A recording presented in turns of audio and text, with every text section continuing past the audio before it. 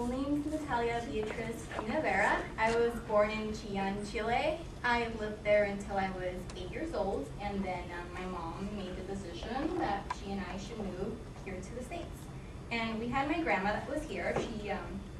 My mom wasn't raised by my grandma, but my grandma found the opportunity to come to the States about in the mid-70s, and we knew that she was here, and she offered to help us come. So we made it here, and my mom used to be a teacher in Chile, and of course I didn't want to be a teacher, but we got here, and she of course started working cleaning apartments, and so it was hard getting on our feet. It's always just been the two of us, and I slowly learned English. I didn't qualify for the ESL program. I went to North Plains Elementary School for the Hillsborough School District. Back then, that school had it only for migrant students. So I didn't qualify, so what I ended up doing was I watched Beauty and the Beast about 2 times every day, and I watched Sesame Street every day before going to school. And my grandfather, my grandma's husband, he didn't speak Spanish, he's from here. And we kind of did this thing, like I would teach him a few words in Spanish, he would teach me in English, and just kind of point and say. So slowly I started learning English, and then my mom and I were able to move on our own, and I ended up just going to school. We lived in Vancouver for a little bit, and then came back to Milwaukee, and then back to Hillsborough, and I've been in Hillsborough since then. I had kind of a rough middle school, high school years. They were not my best. I loved math. Math is my passion. I actually still want to eventually get there to the point where I'm getting a math endorsement, but right now I was lucky enough when I turned 18. Wasn't doing quite well in high school, I'll let you know that, but that's also the reason why I'm here. Didn't do too well. My mom kind of shipped me off to Chile, and there I was very, very fortunate to actually have that experience, because I got to see what it was like to be on the other side. I got to see what I was taking for granted here as far as education went. And I was able to volunteer down there, because down there I was kind of going from her friend's house to I stayed with my grandpa for a little bit, and I ended up volunteering and helping kids with English, learn English and in math and in other subjects, and kind of getting my Spanish back a little bit. And luckily I did recover it. And then when I came back, I basically knew that that's what I wanted to do.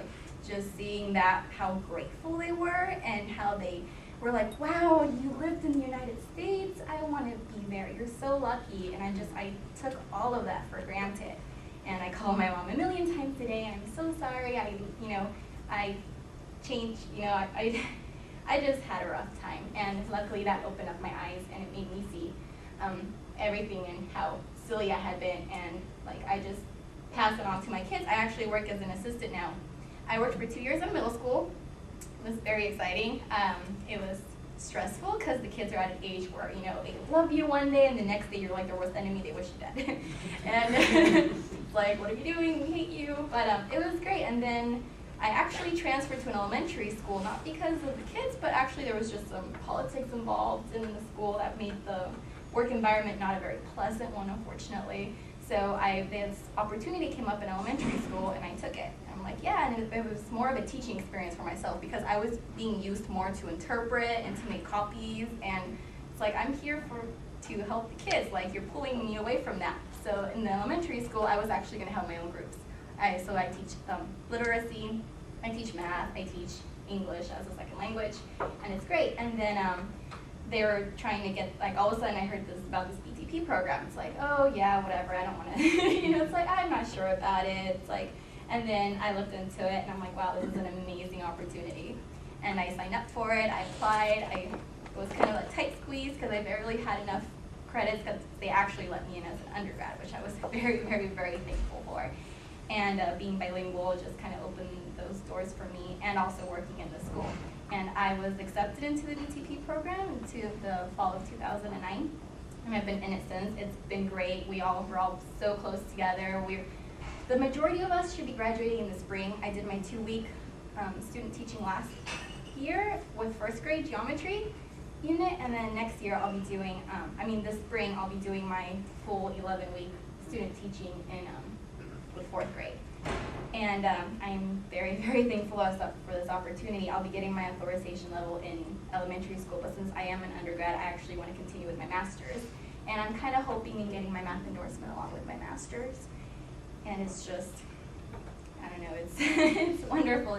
Just being able to be there and to work with the kids. I work at a Title I school, which is it's difficult. It's very, very hard just getting these kids motivated, excited about anything, because it's like they go home to, unfortunately, not the best situations, the majority of them. And then for them to open up and to let you know what is going on is just great. And this term I'm actually taking 21 credits. And yeah, and I actually wanted to take 2 courses. There was child psychology and adolescent psychology. And I swear they should be a requirement for everybody wanting to become a teacher, because they're so great. I love it. I absolutely love it. Like, they help you see so much that you don't see when you're in the classroom. You're like, you just don't see what's beyond the attitude, especially with middle school, and what's beyond, like the, no, I don't want to do my homework. It